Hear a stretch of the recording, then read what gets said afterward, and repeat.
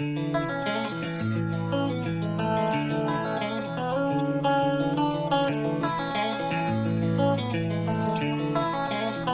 getting off to a rough start. Saw you spill your drink from around the corner. Hi, it's Sebastian And Elena. from the local lowdown, and we're here with Saturdays at Your Place at the Rec Room. We always like to start off by having you guys introduce yourselves and then what you play in the band. I'm Mitch, and I play guitar.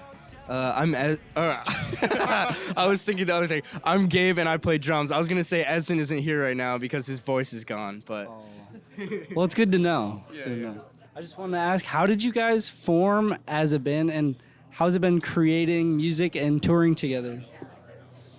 And also, yeah, any particular memories from early on in the band, if you want to? We formed through a mutual friend, so we actually just all went to Western Michigan college, and we all decided to move in together. Well, me and Mitch did, and we just started jamming, and then I got asked to join one of their party bands, and then through that, we just kept playing music. I met Esden, and then we just decided to branch off and do something and take it a little more seriously, I guess. We started playing DIY shows and house shows. And actually, our first DIY tour that we booked, the first out-of-state stop on it was Fredonia. We played at BJ's. If you We're probably have been there, maybe gonna bring that up. I don't know, possibly. foreshadowing that. All right. Well, your first project released was the album, Something Worth Celebrating. What is it like looking back at that project and performing tracks off of it now? We've come a long way, I think. We've come a long way. Not to say we're not proud of it or anything, but I think that was just, a bunch of songs that we had, and it wasn't really conceptualized, or we didn't think real hard about how the album was gonna be or sound fully. It was just kind of all our material at once. But playing the songs is really fun. I really still like playing First of All a lot. Yeah, it's a great song, and we played Coffee Cups a lot up until just this tour, honestly, but. It's cool having a good time. Yeah, it's cool to see that a lot of those songs are still actually performing pretty well and holding up to the EP. The EP is the first time that we fleshed something out and kind of tried to have a cohesive release though going into it. Gotcha. Yeah, and I also got to ask, I love the album cover. Did you guys have any specific stories behind it? For the first album? Yes. Oh yeah, we were trying for the longest time to get an album cover. Oh, all those Polaroids. Yeah. We went to the park and we took 100 Polaroids. Oh, wow. None of them looked good. No, we didn't know what we were doing and we didn't know what we wanted. You just have a collection of them now. We knew it was kind of a party theme, kind of sad at parties sort of thing. And so that's where we got the idea of balloon covering face with all the streamers up around and everything. A little bit of lore, that's Gabe on the cover. Oh, I was going to ask if it was one of Yeah. Gotcha. But I think it was a Polaroid that we took and scanned in. But it was the day after, and we were oh, we don't have anything. What do we do? And we had gone to a Dollar Tree and bought a bunch of really cheap party decorations, and we just had a pile of them left, so we just covered our porch in them and took 4 of them and picked the coolest one. You guys recently released a split called That's What Friends Are For with Summer Brews and Shoplifter. I was just wondering how that came to be and what the process of that was with a triple split kind of thing. Coming out of the EP, we had a couple more songs that we had written, but we weren't really trying to commit to a full EP or album release. We also we were kind of paying homage to what's it called? Searching for the word. That's what I call music. No, something like that. It's strike that from the record. Now this is music. Yeah, the Prince Daddy, Mom Jeans, Pictures of Vernon. I know what you're talking. Thrashville? Or no, that's a song. That's on there. Song. Yeah. But it's a 3-band split. But this is a mess.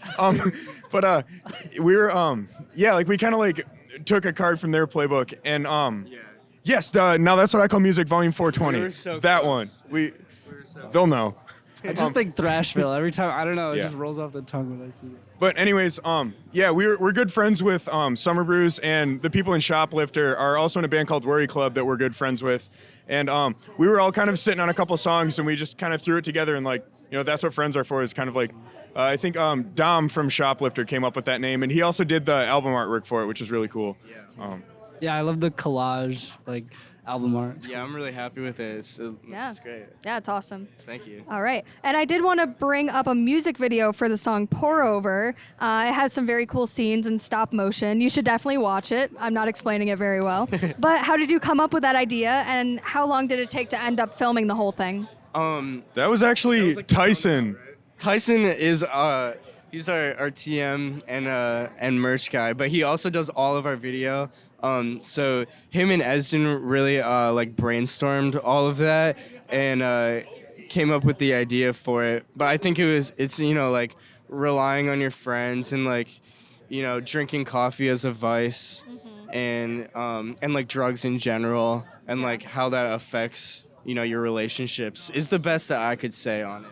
Yeah. Yeah. And I saw Tyson was credited on most, if not all, of the music videos as well. Yeah, Just Tyson's been done, working I really think, well. every music video that we have, and he's actually right on the other side of this window right here wearing a Charmer shirt. Yeah. Shout out Charmer. Yeah, super awesome.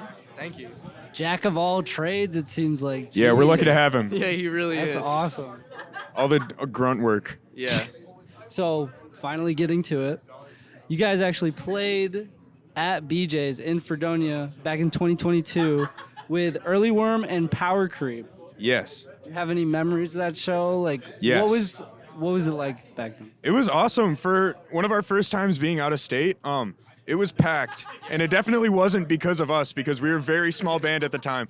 But it was really cool it kind of made me realize that like the emo scene and just like live music in general is alive and well, like everywhere. And it was one of the first times that I really felt like I was like just beginning to see like the world of like touring and like shows and stuff outside of home. Yeah, and we stayed at their house afterwards, and we're like lifelong friends now. Zach always texts me like every few months, like, really? "Hey, when are you guys coming through Was again? it- Like, stay at our house." Do you remember Blue House? I don't Was it North Pole Strip Club is the name of the house? Okay. No, it definitely wasn't. It was the Bills Mafia Yeah, house. Zach from Early Room, his entire house is covered in like Buffalo Bill Street. I think that's it. I don't Yeah. know.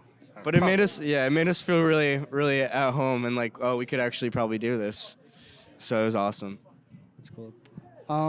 Yeah, they had a nice little house venue going in there for a while. It was rest in peace. But R.I.P. Yeah, and that's really great to hear too. Like I actually do some of the shows there, and it's really cool to look back and see like that you guys played there now, and it's just very cool. Yeah, sweet. But I did want to ask, is there any sort of news, any releases? Obviously, the tour is happening now, but anything that you want the listeners to hear about? There's gonna be very soon.